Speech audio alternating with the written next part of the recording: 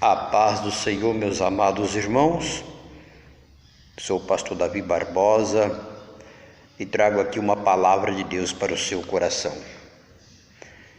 Estamos vivendo momentos difíceis em toda a circunstância. Estamos vivendo uma época em que as pessoas estão cada vez mais se distanciando do Senhor. A frieza espiritual tem tomado conta de muitas vidas. Muitas pessoas estão sofrendo grandemente pelos ataques do inferno, pelos ataques do príncipe deste mundo por Satanás. A palavra de Deus nos diz aqui, na carta que Paulo escreve, para Éfesos, ou na carta de Efésios, como alguns costumam dizer, Paulo ele chega a deixar claro aqui no capítulo 6, no versículo de número 10, 11, ele dá o conselho para a igreja de Éfeso dizendo: finalmente, irmãos, fortaleçam-se no Senhor e no seu forte poder. Vistam-se de toda a armadura de Deus, para poder ficar firme contra a cilada do diabo. Olha só o que ele fala no versículo 12: pois a nossa luta não é contra os seres humanos, mas contra os poderes e autoridade, contra os dominadores deste mundo de trevas, contra as forças espirituais do mal nas regiões celestiais. Sabe o que quer dizer isso? Quer dizer que a luta nossa, a luta do ser humano, a luta do cristão no dia a dia, ela não é contra o outro, mas sim contra os príncipes das trevas. E para isso, temos que entender que nós somos chamados por Deus para fazermos a diferença. Temos que ficar firme, temos que ficarmos firmes para poder vencer os ataques do inferno. E o texto que eu quero ler agora vai relatar de um homem que tinha uma vida com Deus e que, mediante todos os ataques do inferno contra a vida dele e contra a vida do povo de Deus, ele se levantou para fazer a diferença. No capítulo de número 17 do livro de 1 Reis, ou primeiro livro de Reis, diz que Elias, o tisbita de Gileade, ele disse a Acabe: juro pelo nome do Senhor, o Deus de Israel, a quem sirvo, que não cairá orvalho nem chuva nos anos seguintes, exceto mediante a minha palavra. Amados irmãos, Elias, ao proferir essa palavra, ele está determinando por ele, na autoridade que ele reconhecia de Deus na vida dele, que não haveria chuva.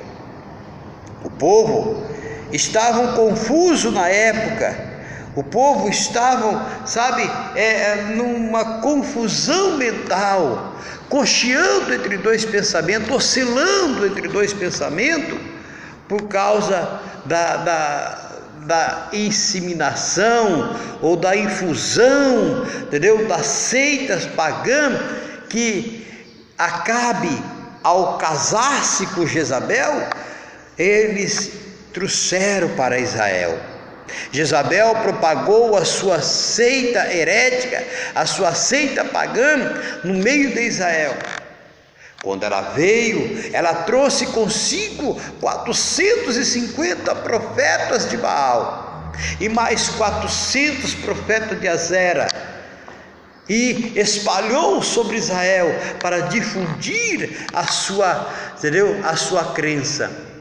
E o pior de tudo é que eles forçavam o povo a acreditar, ao ponto de querer matar os profetas de Deus, para poder, entendeu? Fazer com que o povo não ouvisse mais a palavra de Deus.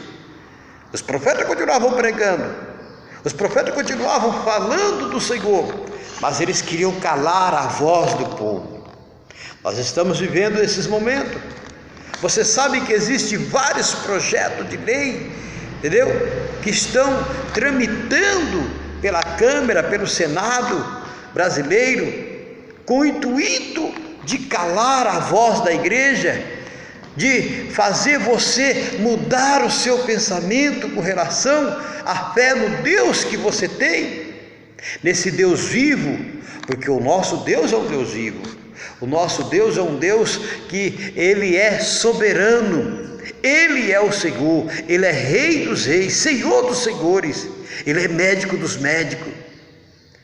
Acabe, ele casa-se com Jezabel e ela traz esses falsos profetas e espalha no meio do povo, dizendo, propagando que o Deus do clima, o Deus da fertilidade, o Deus da produtividade era Baal. E a Bíblia diz que o povo começou a cochear, porque a opressão começou a aumentar. A opressão era tão grande que quem professasse o nome do Senhor morreria. Então o povo começa a vacilar. Sabe o que o diabo faz quando a luta está grande? Quando a prova na sua vida está grande, qual o primeiro papel do inimigo? Lançar na sua mente, entendeu? Infundir na sua mente o seguinte raciocínio: não, Deus não te ama.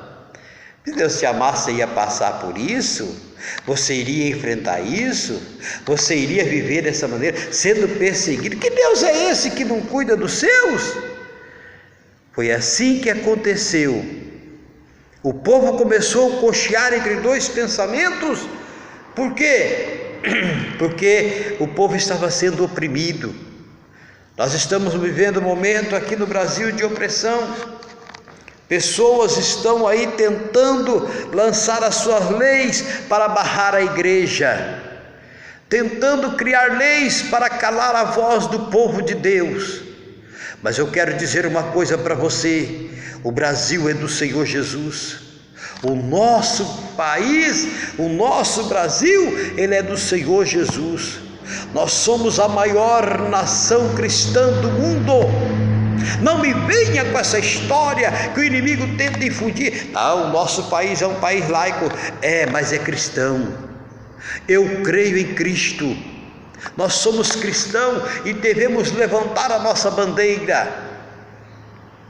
A Bíblia diz que naquele momento da infusão dos profetas em Israel, quando a perseguição começou a ser acirrada, levanta um homem, não tem muita descrição dele, era um morador de Gileade, era de Tibite, entendeu? Em Gileade. Não se fala de referência da família dele, só se sabe que ele se levantou com o intuito de fazer a diferença para o povo. Ele chega diante de Acabe e diz: olha aqui, Acabe, vou te dizer uma coisa para você, eu juro, eu prometo em nome do Senhor, que este ano não vai haver chuva nem orvalho, nesses anos seguintes não haverá, senão segundo a minha palavra. Observa que Elias não usou o termo assim diz o Senhor, não, ele não usou o termo olha, dai ouvido ao Senhor, não, ele diz segundo a minha palavra. Ele estava falando dele, ele estava falando por ele estava profetizando, decretando pela autoridade que ele acreditava ter de Deus. E a Bíblia diz que naquele exato momento ele entrega o recado de Deus para Acabe. E quando ele sai da presença de Acabe, o Senhor fala com ele: Elias, vai agora, Elias, para o leste, vai lá para a região do Jordão, lá tem um ribeiro chamado Querite, você vai se esconder lá, você vai ficar lá. Eu já tenho dado ordem aos corvos, Elias, para te sustentar. Observa o que Deus fala aqui na palavra: eu já dei ordem. Deus só estava aguardando Elias tomar uma posição, só estava aguardando Elias tomar uma atitude, porque Deus já havia provido, entendeu? O sustento para ele. Tu vai lá em Querite, lá do leste do Jordão, se esconde lá, tem um ribeiro chamado Querite, tu vai ficar lá escondidinho, tu vai beber do ribeiro, e eu já dei ordem aos corvos para te sustentarem. Observe que Deus já tinha preparado tudo, só faltava a atitude de Elias. Meu irmão, minha irmã, Deus já preparou o escape da sua vida, Deus já preparou a proteção, Deus já preparou para suprir a sua necessidade, Deus já preparou a porta para você atravessar, a porta vai se abrir. Agora não adianta Deus abrir a porta e você não se dirigir na direção dela. Vá até ela, abra ela, passe por ela, receba vitória. Toma uma atitude. A Bíblia diz que Elias, ele toma essa atitude. A Bíblia diz que Elias, ele abre a boca e Deus imediatamente entra com providência. A hora que você tomar a sua decisão, a hora que você tomar a sua atitude, a hora que você realmente decidir, Deus vai agir na sua vida. Deus fala com ele: vai para Querite, Elias. E quando ele vai para Querite, que é Querite? O ribeirozinho junto ao leste do Jordão. Se você estudar, entendeu? A geografia daquela época, era um ribeirozinho qualquer, mas lá tinha água fresca, lá tinha água pura. Deus mandou ele lá na direção. Você sabe o que significa a palavra Querite? Querite quer dizer lugar da medida certa. Deus manda ele para a medida certa, para o lugar da medida certa. Deus cria ele na medida certa. Lá tinha água fresca, e Deus já tinha dito: olha, já ordenei aos corvos para te sustentarem. Eles vão te sustentar.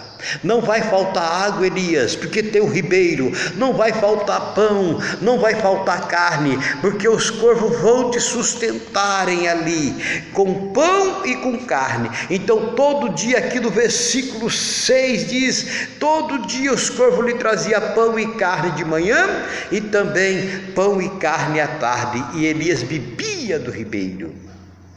Lá na medida certa, estando na medida certa da presença de Deus, você vai ser sustentado, você vai ser, Deus vai prover na sua vida tudo o que você precisa.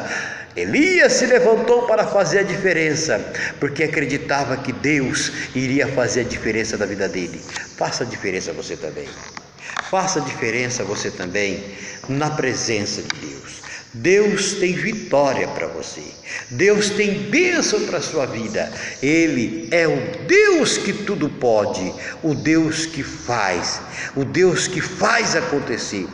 Agora não se prostre, não fique prostrado. Alguns profetas, sabe onde estavam no tempo de Elias? Escondido nas covas, com medo de ser morto. Elias não, Elias se levantou para fazer a diferença. Eu não tenho pela minha vida, eu quero fazer a diferença. Olha aqui, Acabe, eu vou te dizer, esse ano não vai ter mais chuva, não vai ter mais orvalho, até segundo a minha palavra, nesses próximos anos, enquanto eu não determinar, não vai acontecer. E a Bíblia diz que quando Elias Elias falou, ó, Deus, ó, pegou a canetinha lá do céu e assinou embaixo, decretou, está firmado, Elias, fez a diferença.